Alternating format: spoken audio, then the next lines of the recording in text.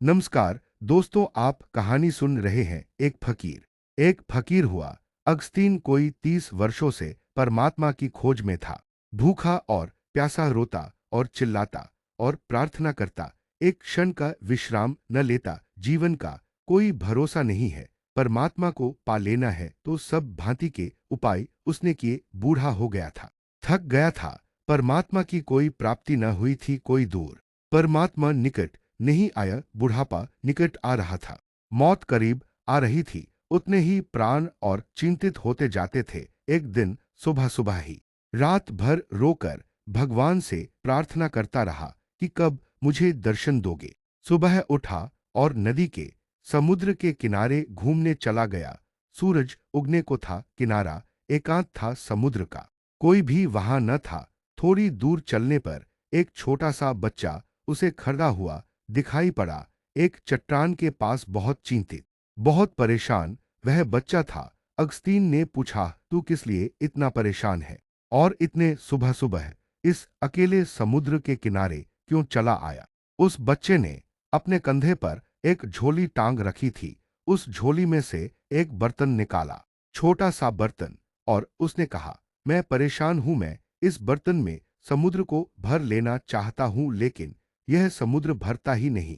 कृष्ण किरण की कहानी चैनल पर आपका स्वागत है। कहानी बहुत ही रोचक है। कहानी सुनने से पहले आप चैनल को सब्सक्राइब कर ले। कहानी पसंद आने पर वीडियो को लाइक एवं शेयर जरूर करें। आपका यह सहयोग अमूल्य है। कहानी आगे। उस बच्चे का यह कहना था कि मैं इस बर्तन में इस समुद्र को भर लेना चाहता हूं, लेकिन यह भरता ही नहीं है। और जैसे अगस्तीन के सामने कोई बंद द्वार खुल गया और वह एकदम जोर से हंसने लगा और रोने भी लगा। तो उस बच्चे ने पूछा कि आपको क्या हो गया है? अगस्तीन ने कहा कि तू ही नासमझ नहीं है, जो एक छोटे से बर्तन में समुद्र को भरने निकल पड़ा है। मैं भी नासमझ हूं। मैं अपनी छोटी सी बुद्धि में परमात्मा को पकड़ने चला था। मैं अपने छोटे से मस्तिष्क में सत्य को समाने निकल पड़ा था। अगर तू नासमझ है तो मैं और भी ज्यादा नासमझ हूं।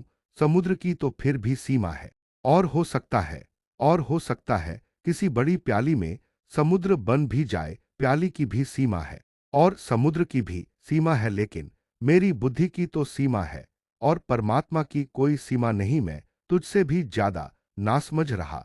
30 वर्ष मैं पागल था कि मैं ईश्वर को जानने चला था। 30 वर्ष मैंने गंवाए, रोया और पीड़ित हुआ। अनेक बार परमात्मा को मैंने दोष दिया कि तू कैसा निर्दय और कठोर है कि मैं रोता हूं। मेरे आंसू तुझ तक नहीं पहुंचते। और आज मैं समझ पाया कि मेरी भूल वही थी जो तेरी भूल है। मैं परमात्मा की खोज छोड़ता हूं। मैं परमात्मा को जानने का पागलपन छोड़ता हूं। वह नाचता हुआ वापस लौट आया अपने आश्रम में। वहां के और सन्यासियों ने कहा, क्या तुम्हें परमात्मा मिल गया जो तुम आज खुश हो, जो कि 30 वर्षों से कभी मुस्कुराते नहीं देखे गए? आज नाचते हो। क्या तूने उसको पा लिया? क्या तुमने उसे जान लिया? अगस्तीन ने कहा, उसे तो मैंने नहीं पाया, लेकिन अपने को खो दिया। उसे तो मैंने नहीं जाना, लेकिन अपने जानने के पागलपन को मैं समझ गया। और जिस क्षण मैंने यह दौड़ छोड़ दी और जानने का यह भ्रम छोड़ दिया, उस क्षण मैंने पाया, वह तो सामने ही था, वह तो सामने ही है। मैं भी तो वही हूं। मैंने उसे कभी खोया ही नहीं था, लेकिन उसे खोजने और जानने के पागलपन में मैं पड़ गया था, और मैं इसी भूल में उसे खोए हुए था जो कि अभी खोया हुआ नहीं था। कहानी सुनना एक अच्छी आदत है और आपकी रुचि में बहुत ही गहराई है। अगर अभी तक आपने चैनल को सब्सक्राइब नहीं किया है तो चैनल को सब्सक्राइब करें और कमेंट बॉक्स में कहानी कैसी लगी जरूर लिखें। तो आगे बढ़ते हैं। अगस्तीन का जानने का ख्याल छूटा और उसने जान लिया। अज्ञान के लिए मैंने कहा है कि यह अज्ञान हमारे अहंकार की मृत्यु बन जाएगी।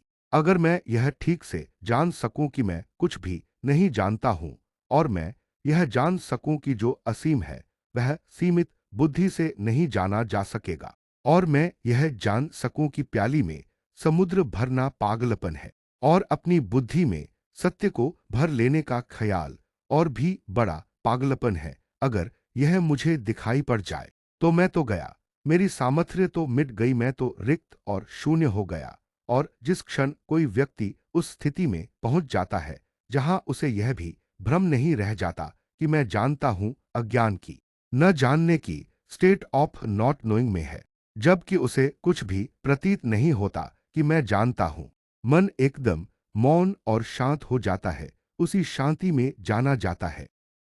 अज्ञान ज्ञान का द्वार है, अज्ञान का बोध। लेकिन हम सारे लोग अज्ञान को ढांक लेते हैं। उधार ज्ञान से अज्ञान तो भीतर बना रहता है।